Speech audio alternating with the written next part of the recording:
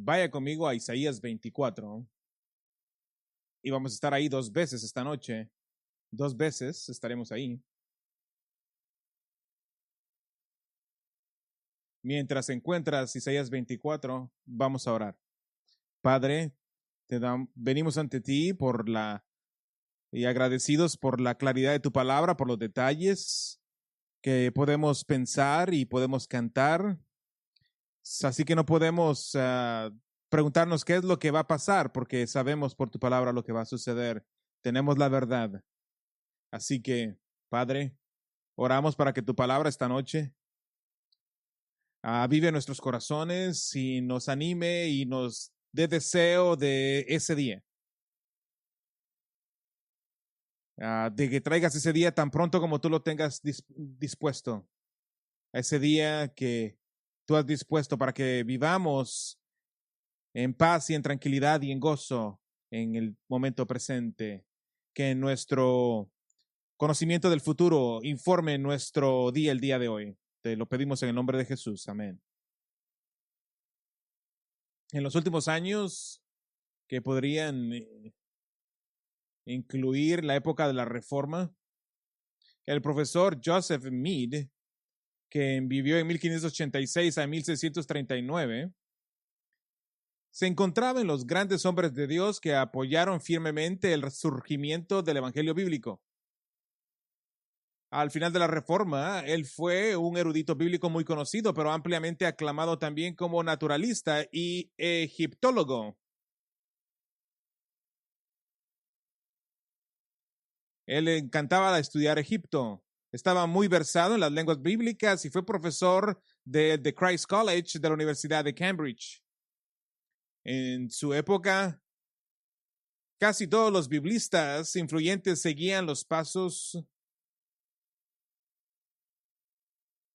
de la mayoría de los reformadores al sostener un punto de vista amilenial, sin reino intermedio y con la iglesia representando o sustituyendo de algún modo a Israel. Así que esta era la abrumadora atmósfera teológica en la que él estaba inmerso. Le fascinaba el estudio del final de los tiempos y, como muchos eruditos bíblicos bien intencionados a lo largo de la historia, observó los acontecimientos mundiales a su alrededor e intentar fijar fechas para el final de esta era. Creía que esta era actual terminaría en 1654 o en el 1716. Afortunadamente, para todos nosotros, Mead estaba equivocado. Pero hizo una contribución muy importante que aún hoy resuena en nuestra propia iglesia. Y lo diré en el mensaje esta noche, y lo diré en un momento. Lo que el profesor Mead dijo. El pasado día del Señor, por la noche, comenzamos nuestra siguiente serie del mensaje y nuestra serie general del milenio. Como mencioné en el mensaje de apertura de esta serie, ascender a la cima de la montaña del milenio requiere mucho trabajo fundacional que, para cuando lleguemos a profundizar en los detalles, hará que su comprensión del milenio sea casi una segunda naturaleza si se compromete a escuchar todos estos mensajes. Y mi meta es que pero esta breve serie se ha llamado, es un poco más retadora y se llama Puntos de Vista Alternativos. Y es importante que usted tenga la disposición teológica del terreno para que pueda tener la confianza en el reino venidero de Cristo en la tierra. La última vez examinamos los puntos de vista preterismo, la creencia de que toda la profecía bíblica ya se ha cumplido. También, eso es algo herético. Esa vista destruye el evangelio. El postmilenialismo es la creencia que la iglesia y el evangelio vencerán lentamente al mundo y finalmente el mundo estará cristianizado y totalmente preparado para el regreso de Cristo. Y también vimos el amilenialismo, la creencia que no existe un reino de Cristo reinado físicamente en la tierra, que el reino es ahora y con Cristo reinando en el cielo. Estos 3 últimos mensajes de la miniserie Puntos de Vista Alternativos se concentran todos en el amilenialismo. Ese es lo que vemos el día de hoy. Y hoy se ha titulado sencillamente Respuesta al amilenialismo. La respuesta al amilenialismo, supongo que es justo que quizás se pregunte, vale, pero ¿cómo me ayuda esto en mi vida diaria? Un pequeño recordatorio, nuestra cultura nos ha enseñado a ser consumidores. Nos ha enseñado a tener beneficios instantáneos sin mucho esfuerzo, sin sentar una base. Pero de hecho, en vez de ser consumidores, seguimos las escrituras, vinculan nuestra comprensión del fin de los tiempos a nuestra vida diaria de maneras muy directas. No están al final de nuestro tiempo esta noche, le mostraré 4 maneras en que Dios nos llama a aplicar nuestro conocimiento del próximo fin de esta era en nuestras vidas en este mismo día.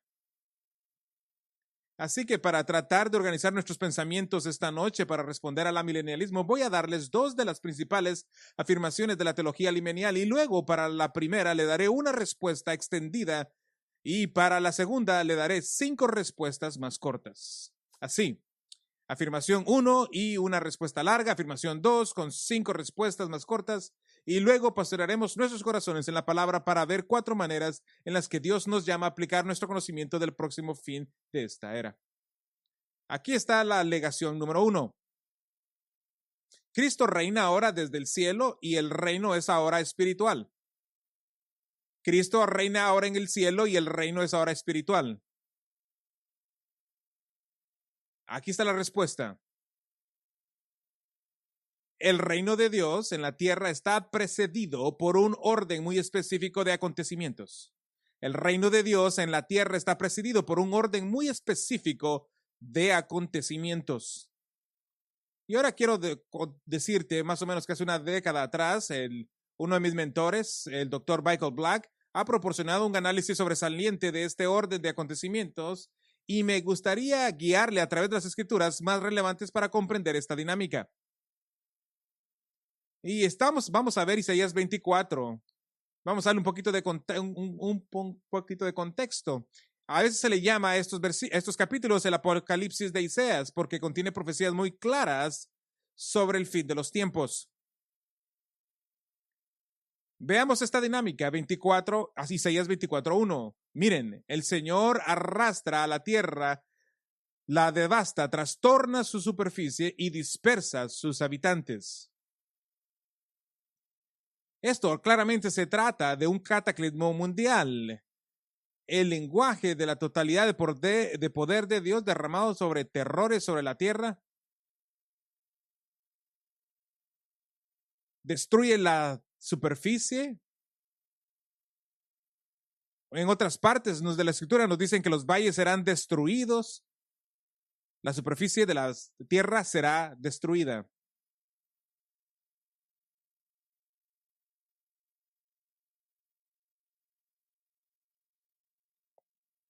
Este es un cataclismo mundial, el lenguaje de la totalidad del poder de Dios derramando terrores sobre la tierra.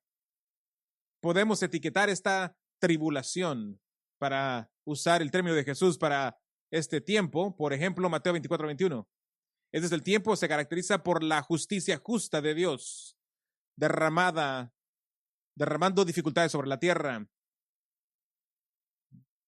Versículo 5, también la tierra está profunda por sus habitantes, porque traspasaron las leyes, violaron los estatutos, quebrantando el pacto de Dios. Por eso una maldición devorará la tierra y son tenidos por culpables los que habitan en ella. Por eso son consumidos los habitantes de la tierra y pocos hombres quedan en ella. No solo las personas están siendo juzgadas, sino que la propia tierra física está sufriendo. Véalo en el versículo 19. Se hace pedazos la tierra, en gran manera se agita. Con violencia tiembla la tierra. Se tambalean, oscila la tierra como un ebrio. Versículos 21 al 22 hablan de un juicio general sobre la maldad y de que durante ese tiempo incluso el sol y la luna se obscurecerán, serán humillados, avergonzados de mostrarse. Podríamos etiquetar este juicio como juicio. Podemos ver eso como tribulación y juicio, pero entonces comienza una nueva era. Isaías 25, 6 al 8 dice, el Señor de los ejércitos preparará en este momento para todos los pueblos un banquete de manjares suculentos, un banquete de vino añejo, pedazos escogidos, con tétano y vino añejado, refinado, y destruirá en este monte la cobertura de la cumbre de los pueblos, el velo que estará escondido sobre todas las naciones, y destruirá la muerte para siempre. El Señor Dios enjugará las lágrimas de todos los otros, porque el Señor ha hablado. Así que podríamos decir esto como es un reino. ¿Cuál es el patrón? Tribulación, juicio y reino. Ese es el orden de los eventos. Vaya conmigo a Daniel 12. Es el capítulo final de Daniel 12. Y vamos a ver un patrón similar aquí. Daniel 12, 1.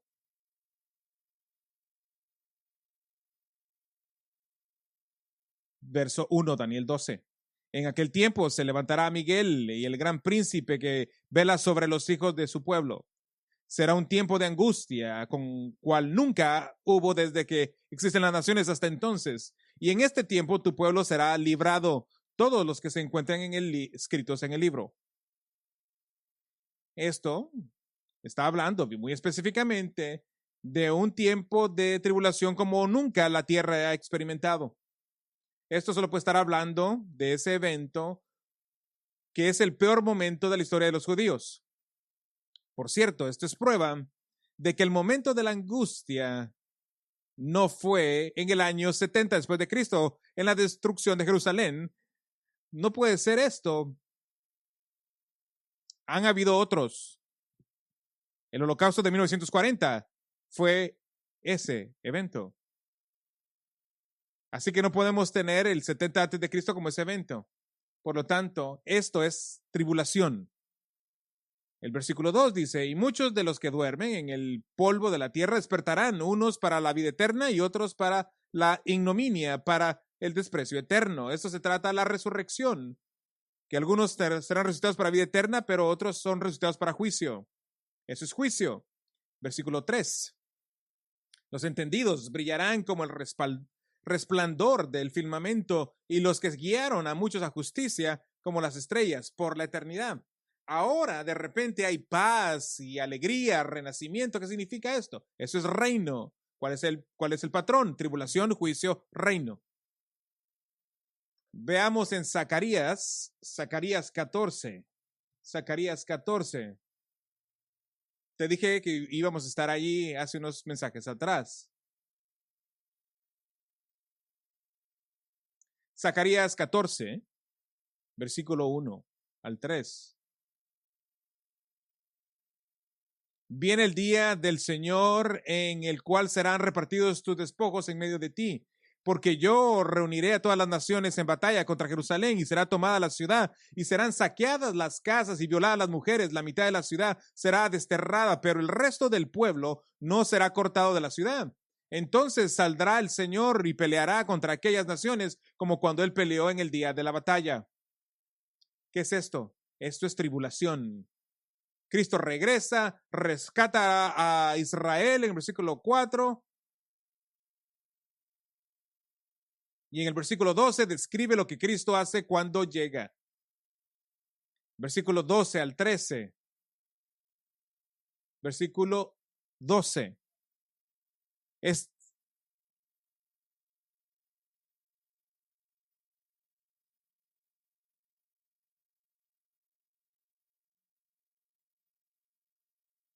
Su prójimo. Y la mano del otro se levantará contra la mano de su prójimo. ¿Qué es esto? Esto es juicio. Y como empieza la literatura central de todo el capítulo, en el versículo 9 describe el resultado final.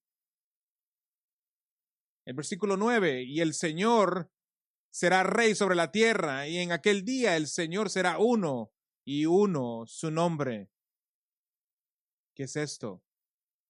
Ese es reino. Tribulación, juicio y reino. Ahora vaya conmigo a Mateo 24. Mateo 24.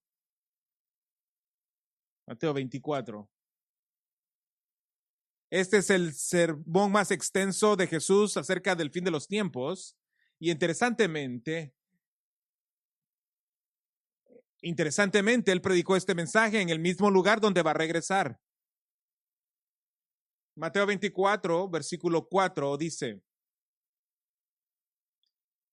Tengan cuidado que ninguno les engañe, porque muchos vendrán en mi nombre diciendo yo soy el Cristo y los engañará a muchos. Ustedes van a oír rumores de guerras. Cuidado, no se alarmen, porque es necesario que todo esto suceda, pero todavía el fin no es, porque se levantará nación contra nación y reino contra reino, y en diferentes lugares habrá hambruna y terremotos. Pero entonces, esto es el versículo 9, hay odio y traición. Versículo 10, traición y odio por toda la tierra. Versículo 11, falsos profetas por todas partes.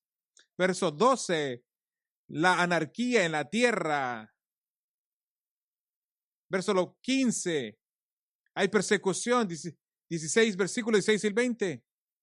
¿Y cómo llama Jesús a todo esto? Versículo 21. Y esto le llama tribulación. Cristo regresa a la vista de todo el mundo acompañado de señales cósmicas. El versículo 29 dice, pero inmediatamente después de la tribulación de esos días, el sol se oscurecerá, la luna no dará su luz, las estrellas caerán del cielo y las potencias de los cielos serán sacudidas. Entonces aparecerá en el cielo la señal del Hijo del Hombre y todas las tribus de la tierra harán duelo y verán al Hijo del Hombre que viene sobre las nubes del cielo con poder y gran gloria. ¿Qué pasa ahora? Ahora vamos al capítulo 25, versículo 31. Capítulo 25, versículo 31. Ahí sigue la historia, pero cuando el Hijo del Hombre venga en su gloria y todos los ángeles con él, entonces él se sentará en el trono de su gloria y serán reunidas delante de él todas las naciones y separará los unos de los otros, como el pastor separa las ovejas de los cabritos, y pondrá las ovejas a su derecha y los cabritos a la izquierda. ¿Cómo llamamos esto? Juicio. Estará separando creyentes. ¿Qué pasa ahora? Versículo 34. Entonces el rey dirá a los de su derecha, vengan benditos de mi Padre, hereden el reino preparado para ustedes desde la fundación del mundo. Quiero que vea esto. Para todos los que creen que el reino es ahora, no es hasta el regreso de Cristo que dice heredar el reino, entrar en el reino, reconocer el reino. Y ellos ya eran ciudadanos del reino, pero el reino no había llegado aún. ¿Por qué? Porque el reino ha venido. No ha puesto a sus enemigos bajo sus pies. ¿Qué sería esto entonces? Tribulación, juicio y reino. Ahora veamos Lucas 21. Lucas 21.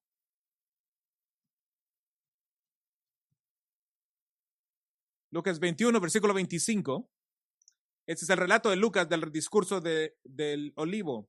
El mismo sermón de Mateo 25, de Mateo 24, 25. Lucas 21, 25. Habrán señales en el sol y en la luna, en las estrellas, y sobre la tierra angustia entre las naciones, perplejas a causa del rugido del mar y de las olas, desfalleciendo los hombres por el amor y la expectación de las cosas que vendrán sobre el mundo, porque las potencias de los cielos serán sacudidas. Entonces verán al Hijo del Hombre que viene en una nube con poder y gran gloria. Cuando estas cosas empiezan a suceder, levántense y alcen la cabeza porque se acerca su redención. ¿De quién está hablando? Está hablando de los santos de la tribulación. Pero quiero que note algo muy importante, que es un enorme desafío a la noción del reino que es ahora. Versículo 29. Jesús les dijo también una parábola. Miren la higuera y todos los árboles. Cuando ya brotan las hojas al verlo, ustedes mismos saben que el verano ya está cerca. Jesús da una corta parábola, una imagen de palabras para ilustrar que así como ustedes saben lo que va a pasar con la higuera, así ustedes deben saber cuando vean estas señales que algo más ahora va a comenzar. Algo va a comenzar, algo va a empezar, va a ser inaugurado, algo. Es el inicio de algo. ¿Qué es eso algo? Versículo 31. Jesús está diciendo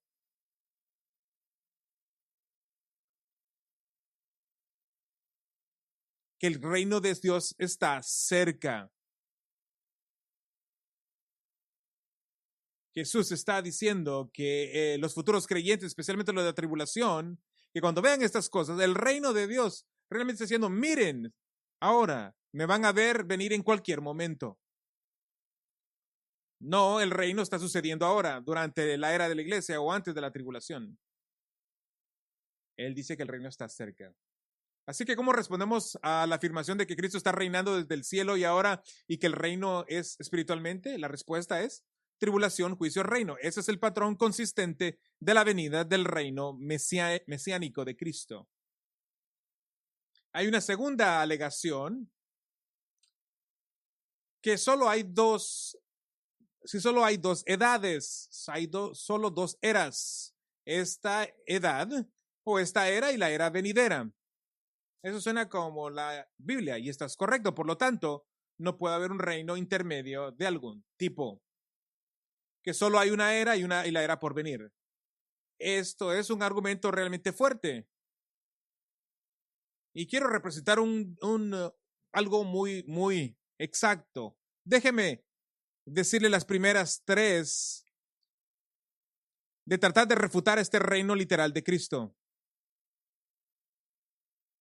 Ellos usan el argumento de la inmediatez. El argumento de la inmediatez dice que debido a que la era venidera, como dice Mateo 12:32 o Efesios 1, sigue inmediatamente esta era presente. No hay lugar para un tiempo intermedio entre ambas. Es algo inmediato, va de lo primero a la siguiente. El otro argumento de las cualidades, las cualidades del siglo venidero son eternas y definitivas por naturaleza.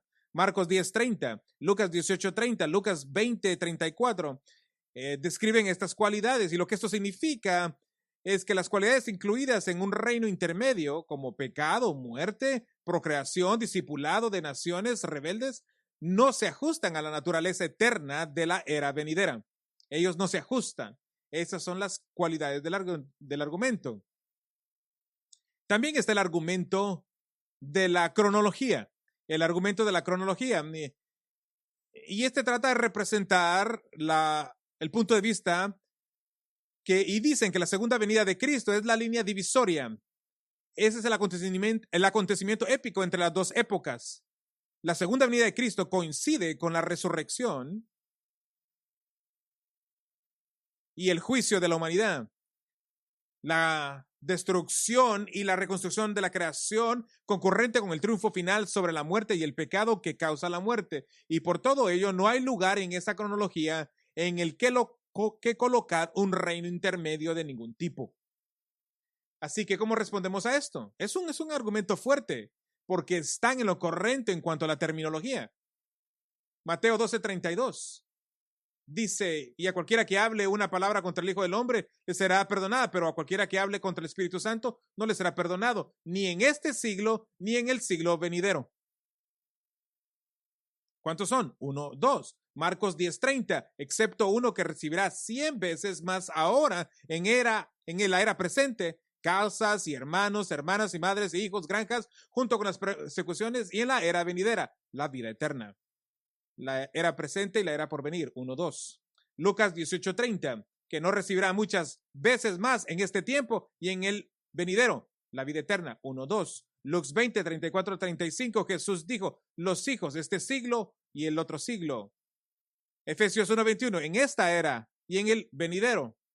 Yo no soy un matemático, pero todas estas referencias dicen 1, 2. Ese es un argumento fuerte. Déjeme darle 5 respuestas a este argumento. La primera, el juicio de dos fases. El juicio de dos fases. Y para eso tendremos que ir a Isaías 24. Isaías 24 nos dice, especialmente en el versículo 21,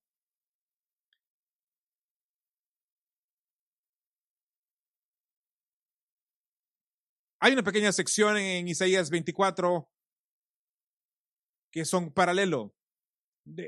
Déjame enseñarle esto. Sea 24-21. Y sucederá en aquel día que Jehová castigará al ejército celestial en las alturas y a los reyes de la tierra en la tierra. Tiene los reyes de la tierra. El versículo 22. y serán agrupados en un montón como prisioneros en un calabozo. Serán encerrados en la cárcel y después de muchos días serán castigados. Entonces, esto está hablando de ángeles que estarán impresionados. También está hablando de un abismo donde serán castigados. Esto pasará después de muchos días. Versículo 23.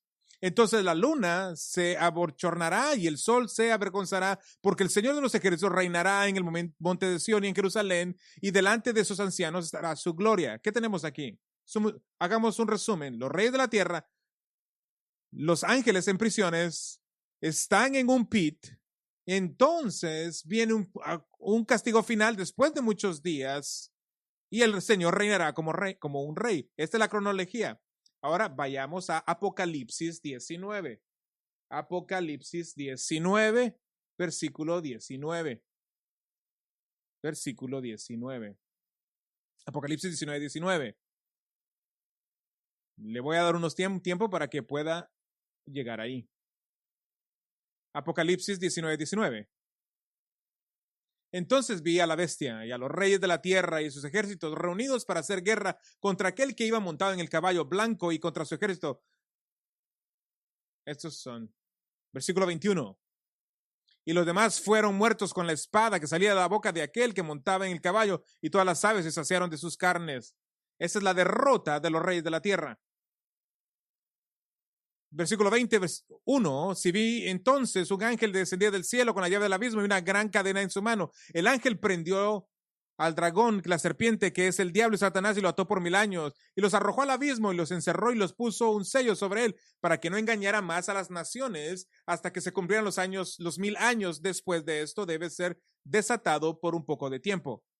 Esa es la captura de Satanás e implica el poder demoníaco y los demonios con él. Versículo 7. Cuando los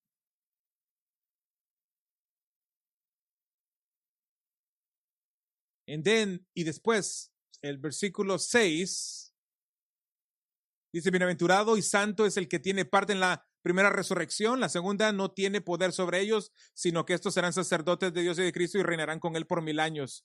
¿Cuál es el patrón? Los reyes de la tierra, los reyes de las tierras y los huestes del cielo encarcelados, encerrados en un calabozo, el castigo final después de muchos días, y el Señor reinará como rey. Es lo mismo. Hay un tiempo intermedio después de muchos días en Isaías 24 y después de 1000 años en Apocalipsis 20. ¿Qué significa esto? Hay un tiempo entre esos dos juicios. ¿Cuánto tiempo? Es un tiempo de 1000 años. Esta es la segunda respuesta. Esa es la segunda respuesta. La evidencia mayor que menor. La evidencia mayor a menor. ¿Qué es lo que quiero decir con esto? Que el Antiguo Testamento describe una era mesiánica que es mayor que las condiciones de esta era actual y menor que las condiciones del estado final. Que hay algo en medio. Ahora, por cuestión de tiempo, me limitaré a mencionar estos textos. En el Nuevo Testamento, esta era intermediaria es clara y es realmente, comienza en Apocalipsis 19:11 con el regreso de Cristo, continúa hasta Apocalipsis 20 con la atadura de Satanás, el reino de los santos resucitados en la tierra y un tiempo de paz total hasta que Dios libere a Satanás por una última vez. Pero existen otros textos del Antiguo Testamento que indican que una era mesiánica sea mayor que las condiciones de esta era actual y menor que las condiciones del estado final. Te voy a dar algunas escrituras. Salmo 72, 1 al 20. Dice que el reino de Dios en la tierra, impartiendo justicia, erradicando la pobreza y la aflicción. Dios estará como rey, pero hay todavía pobreza y aflicción.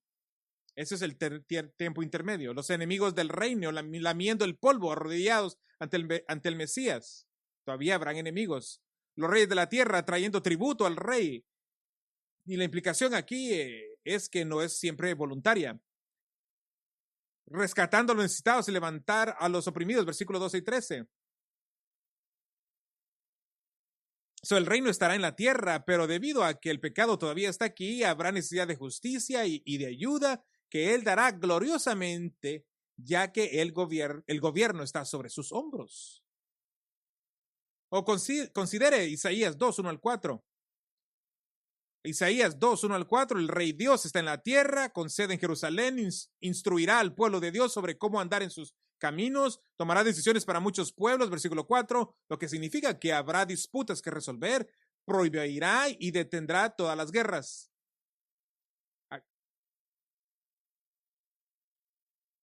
O considere Miqueas 4, 1 al 4, que es una reafirmación de Isaías 2, 1 al 4, pero añade el detalle de que el rey tomará decisiones para naciones poderosas y distantes. Esto es un gobierno mundial. Miqueas 4 dice que los viñedos tomarán años para desarrollarse e Israel históricamente los ha quitado. Y nadie lo molestará, propiedad y desarrollo sin preocupaciones. Considere Isaías 11 del 1 al 9. Cristo reinando en la tierra con el poder del Espíritu Santo protegerá a los pobres y afligidos. Habrán bebés y niños pequeños en la tierra, lo que significa que matrimonio y procreación por parte de los descendientes de no glorificados de los supervivientes de la gran tribulación.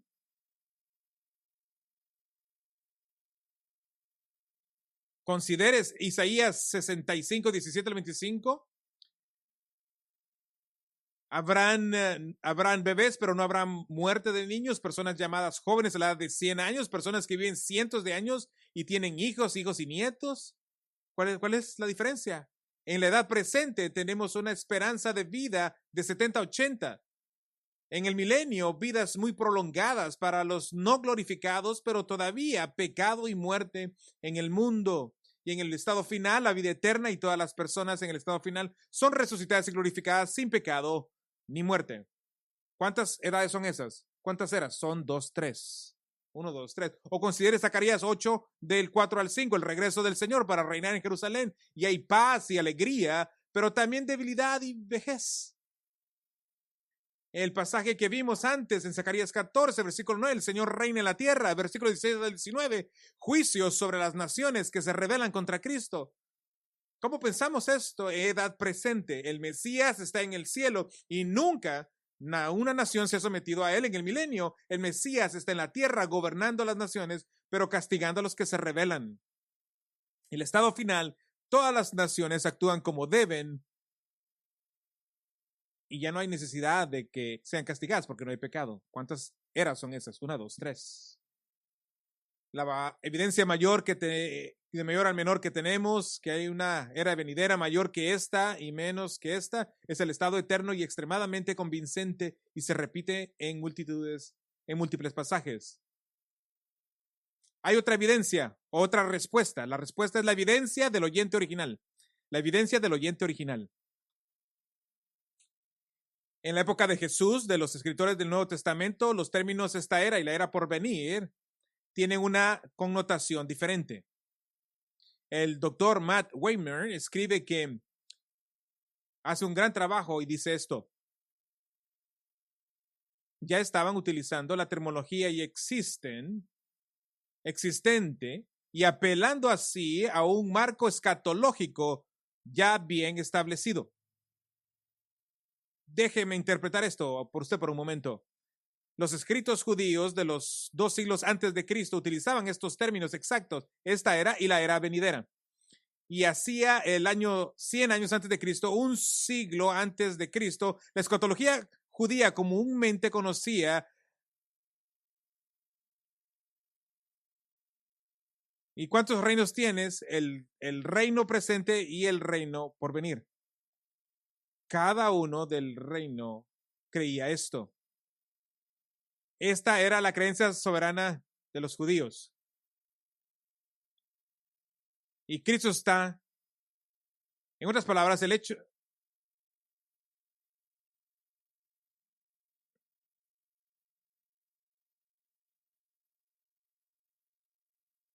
tengo que decir esto. Si tú niegas que hay 3 eras,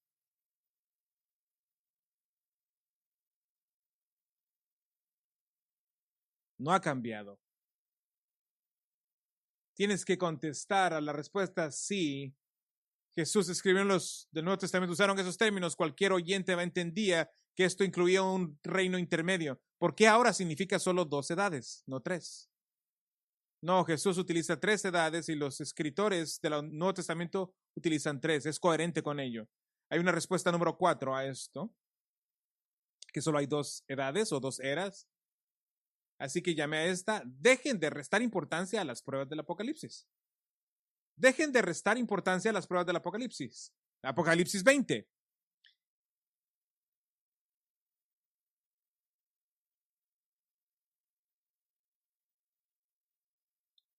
Apocalipsis 20, de acuerdo a esta vista, es un lugar de decir de una manera completamente único y debe ser explicado como significativo.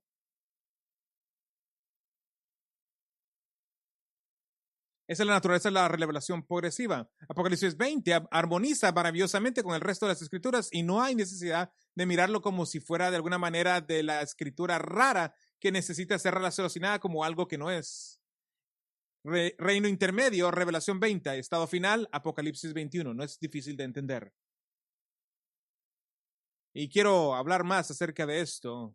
Y esto es fundamental para ver cómo vemos, para entender nuestras Biblias. El amilenialismo sostiene un método de interpretación de las Escrituras que dice que el Nuevo Testamento es la rejilla a través de la cual se interpreta el Antiguo Testamento, que a la luz de la revelación del Nuevo Testamento, las promesas dadas a Abraham y a David se entienden ahora de maneras diferentes a como las habrían entendido los lectores originales. Eso le llaman prioridad del Nuevo Testamento, pero Apocalipsis 20 parece ser la excepción. De hecho, Apocalipsis 20 se aborda generalmente con la presuposición de que es difícil, oscuro y poco claro. Un teólogo dijo, puesto que en ninguna parte de las Escrituras enseña el reino milenario de Cristo,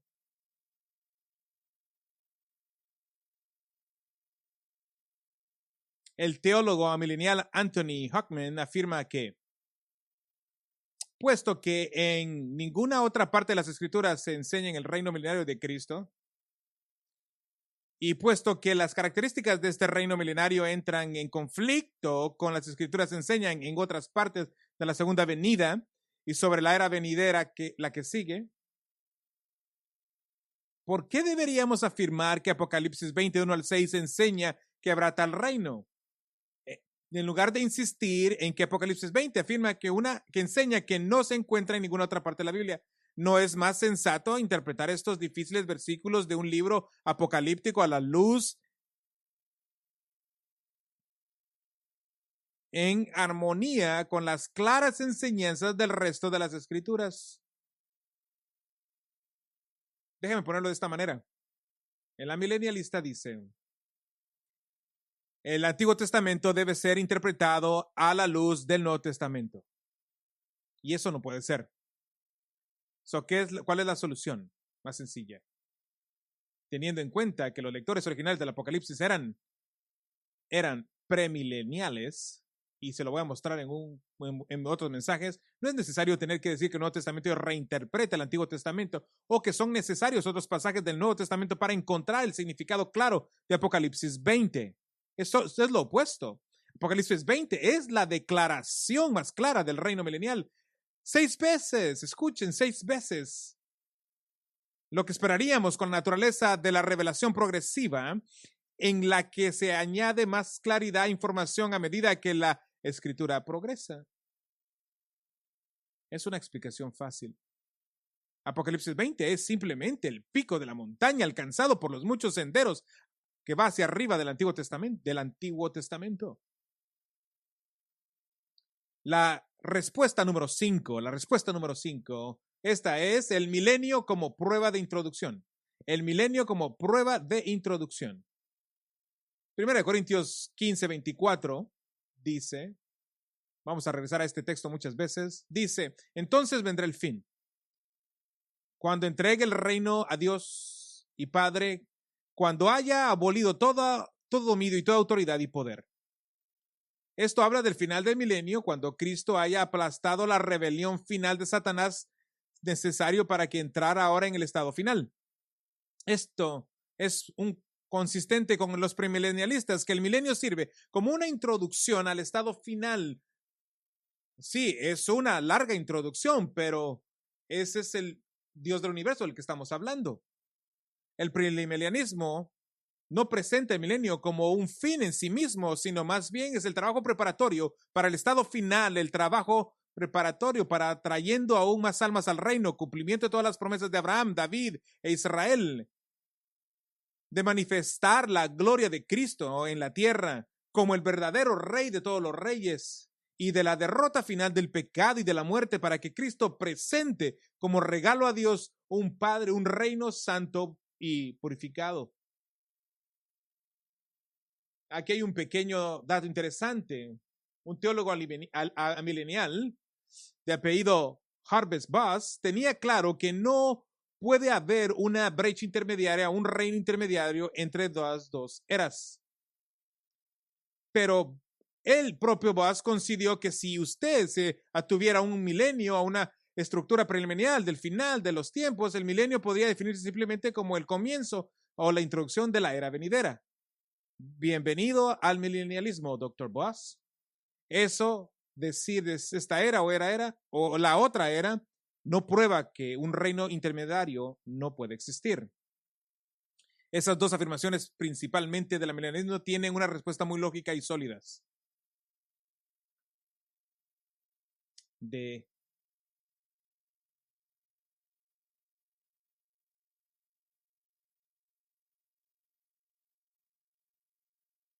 qué se trata esta era? ¿Cuáles son las características espirituales de esta era? Vamos a ver 5 características de esta era presente, para que te ayude a entender en dónde estamos actualmente en esta era presente. La primera es la gran comisión a la iglesia. La gran comisión a la iglesia, Jesús ordenó a sus discípulos, en el sentido más amplio de todos sus seguidores, que proclaman a Cristo, el evangelio de Cristo, a todo el mundo. Mateo 28, 18 al 20.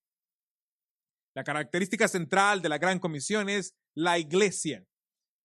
Somos nosotros los que bautizamos a la gente en el nombre del Padre, del Hijo y del Espíritu Santo. Esto es identificarse con el pueblo de Dios, con la iglesia.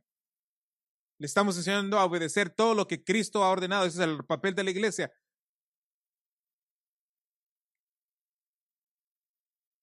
Nuestro enfoque es salvar a gente del mundo. Estamos preparando a los perdidos para que salgan de este mundo. No tratando de mejorar el mundo. Ahora, cuando alguien es salvo, el mundo es mejorado, pero eso es un efecto secundario. La segunda característica, la relativa rareza de la salvación. La relativa rareza de la salvación. Y esto espero que te ayude a apreciar tu salvación.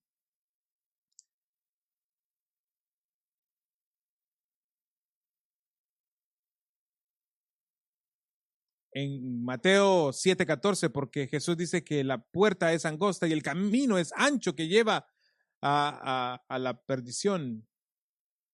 Hay una tercera característica, la creciente maldad del mundo. La creciente maldad del mundo. Según de Timoteo 3:13, pero los malvados y los impostores irán de mal en peor, engañando y siendo engañados. No hay edad de oro antes de la segunda venida. John Walvoord hizo la astuta observación de que los apóstoles guardan un notable silencio sobre cualquier programa de mejoras políticas, sociales, morales o físicas del mundo no salvo. Pablo no hizo ningún esfuerzo por corregir los abusos sociales ni por influir para bien del gobierno político. ¿Por qué? Porque el mundo se está corrompiendo más. Característica número 4, un grupo distintivo de creyentes de la nueva alianza. Un grupo distintivo de creyentes de la nueva alianza. Este grupo de creyentes ha sido apodado por Pablo el cuerpo de Cristo. o la iglesia.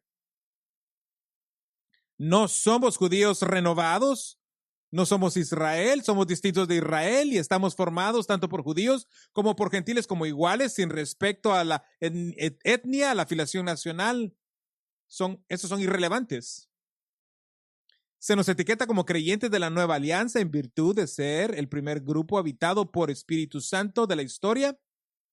Y el papel y la función de la iglesia es cumplir Colosenses 1:28, proclamar a Cristo e instar y advertir hacia una obediencia madura a Cristo. Característica número 5 de esta era presente, la entrega de hombres de Dios. Efesios 4 para dirigir la iglesia. La entrega de hombres de Dios. Efesios 4 explica que Cristo dio dones de hombres a la iglesia para pastorear y enseñar. Estos hombres de Dios tienen una función similar a la de los profetas del Antiguo Testamento, pero con una revelación completa de Dios y sin necesidad de recibir más revelación, sino de proclamar lo que se ha recibido y actuar con autoridad como pastores de la iglesia. Ahora, el punto es que todas estas 5 características de esta edad presente realmente no están completas, sino que nos envían hacia adelante, hacia el cielo. Quizás esas 5 características se condensan mejor en la afirmación de Pablo de Colosenses 3:1. Por tanto, si habéis resucitado en Cristo, seguid buscando las cosas de arriba, donde está Cristo sentado a la diestra de Dios. Entonces, ¿por qué esta información es importante para ustedes? ¿Por qué no ser simplemente panmilenialistas, como dice el viejo chiste? ¿Por qué no? Porque las escrituras nos llaman a aplicar nuestro conocimiento de los tiempos muy directamente en la vida de esta edad presente, que incluso mientras buscamos las cosas de arriba, estamos impulsados a ser excelentes en las cosas de abajo. Quiero terminar este tiempo con Segunda de Pedro 3. Segunda de Pedro 3.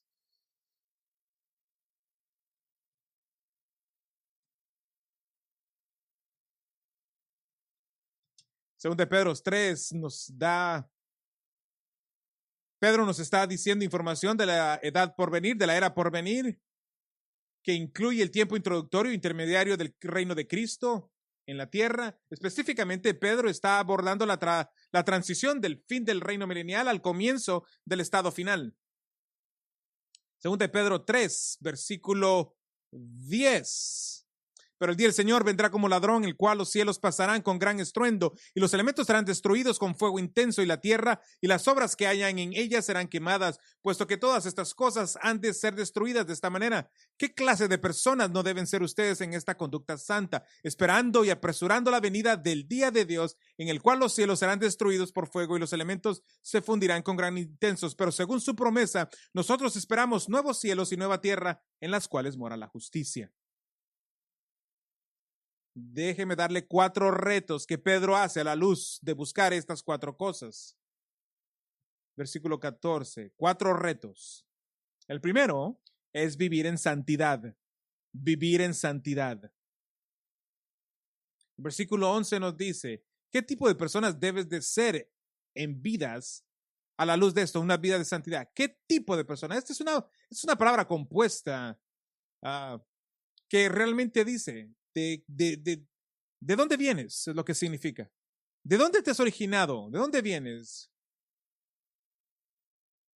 En vez de pensar a dónde vamos, es pensar ¿de dónde vienes? ¿Cuál es tu origen?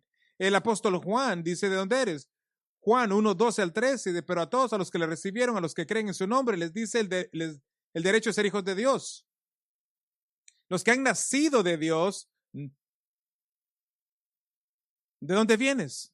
Tú has nacido de Dios, por Dios, para ser un hijo de Dios. Vienes de Dios por su gracia. Así que, ya que somos de Dios, el reto de Pedro es a la santidad. La palabra griega común traducida santidad, relacionada con la palabra traducida santo, separado, diferente, no como el mundo que le rodea. En luz de lo que va a venir, así es como debes de actuar hoy. He observado, basada en décadas de ministerio evangélico, que a veces los cristianos ni siquiera saben lo mundanos que son en realidad entonces.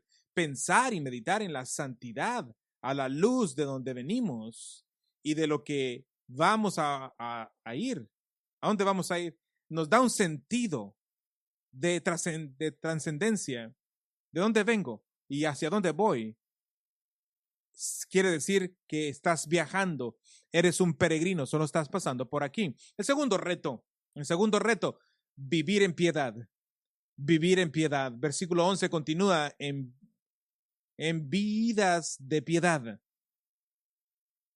Este es uno de los principales verbos griegos para la adoración. Vida de piedad y adoración a Dios, que teniendo en cuenta de dónde vienes y a dónde vas, somos personas dependientes, débiles, dependientes, que se apegan a Dios y en adoración. Pero piensa en esto, Pedro acaba de hablar de que la recreación tal como la conocemos será derretida. Eso será pánico.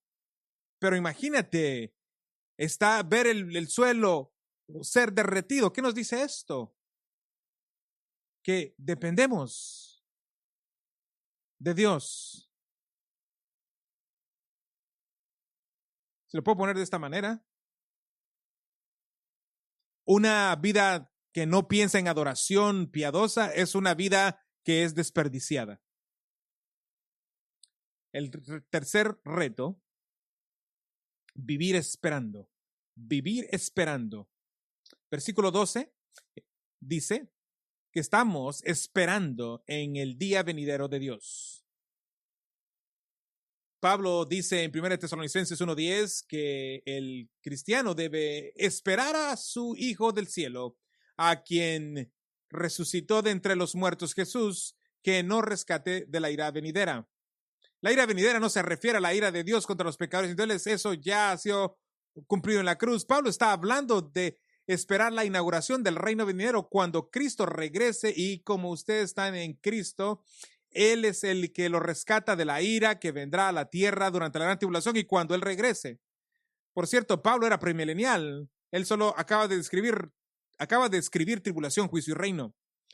Pero esta espera no es una mera espera pasiva hasta que ocurre.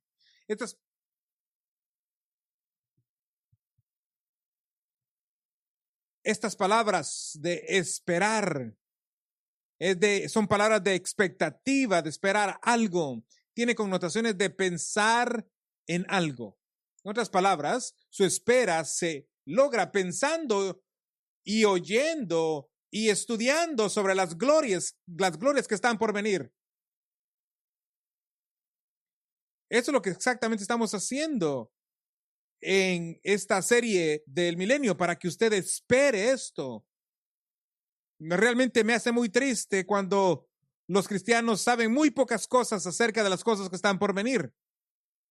Cuando solo responden, voy a ir a un lugar mejor. No, nuestra teología bíblica está realmente rica de información acerca del milenio. Debemos de pensar en esto. Hay un cuarto reto: vivir en oración. Vivir en oración. Versículo 12 tiene una frase muy interesante: retrasando la llegada del día de Dios.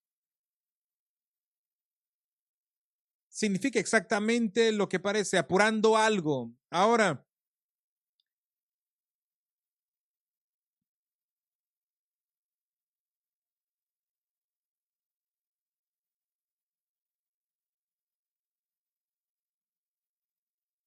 tú los apresuras. Esto lo que es retrasando la llegada. Ahora, espérate un segundito. Pero Dios no, en su soberanía, ya ha puesto el retorno de Cristo, el día y la fecha. Sí lo ha hecho. Pero ¿cuáles son los medios por los cuales esto será llegado a ser? ¿Cuáles serán los medios? Porque su reino se llevará a la consumación. Este medio es la oración. Jesús nos mandó a orar: venga a nosotros tu reino, hágase tu voluntad en la tierra como en el cielo. Las últimas palabras de Jesucristo recogidas en la Escritura, Apocalipsis 20:20. Sí, vengo rápidamente. Y Juan cierra nuestra Biblia con la oración de acuerdo. Amén. Ven, Señor Jesús. Ora para que el reino del Señor, el regreso del Señor, ocurra lo más pronto posible. El profesor Joseph Mead fue un genio de Christ College.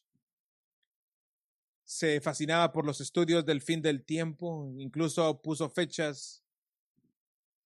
No estaba tan lejos, unos 400 años. Hizo una gran contribución para la iglesia. Todos sus compañeros de ese día siguieron el amilenialismo, pero él se apartó de allí, de ellos, y hizo un libro que se llama La clave para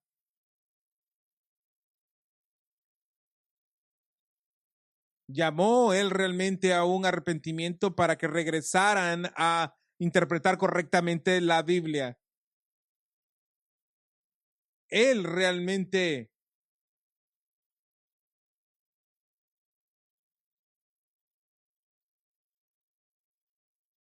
después de su muerte en 1639, la clave del Apocalipsis se reimprimió con un nuevo prefacio de William Twist, presidente de la Asamblea de Westminster. Esto es grande.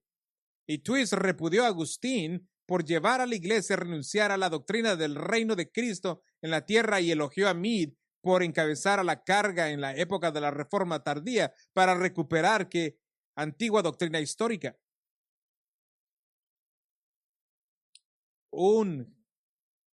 Alguien que estuvo muy impactado por Mead fue Isaac Newton. El genio científico escribió que Mead fue la mayor influencia en su comprensión de la profecía bíblica. En este momento,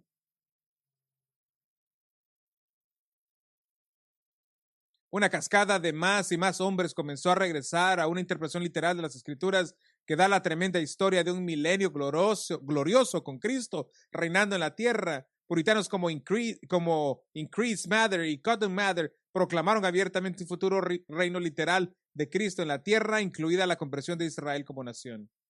Y el premilenialismo continúa con fuerza en las iglesias de los hermanos en Plymouth, las iglesias judías mesiánicas, las iglesias bíblicas, muchas iglesias bautistas.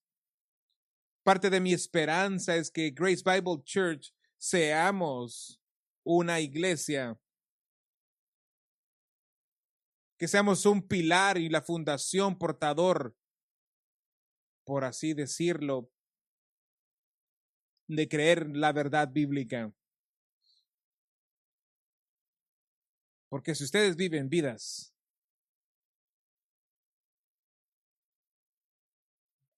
esto les guiará a unas vidas de santidad y esperanza y oración.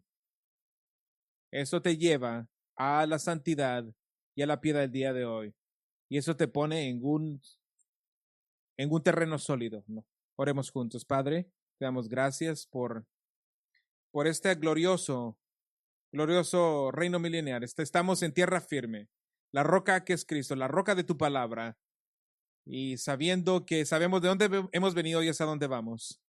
Así que en términos espirituales nos relajamos, disfrutamos nuestra vida diaria, vidas vividas en santidad, en piedad, en oración, porque tenemos una sonrisa en nuestro rostro, porque Cristo vendrá. Sabemos que vendrá un día, habrá un momento en el tiempo cuando veamos a Cristo. Y qué hermosa y promesa tenemos en 1 Tesalonicenses 4. Cuando lo veamos a Cristo seremos y estaremos con Él por siempre y nunca seremos separados de Él.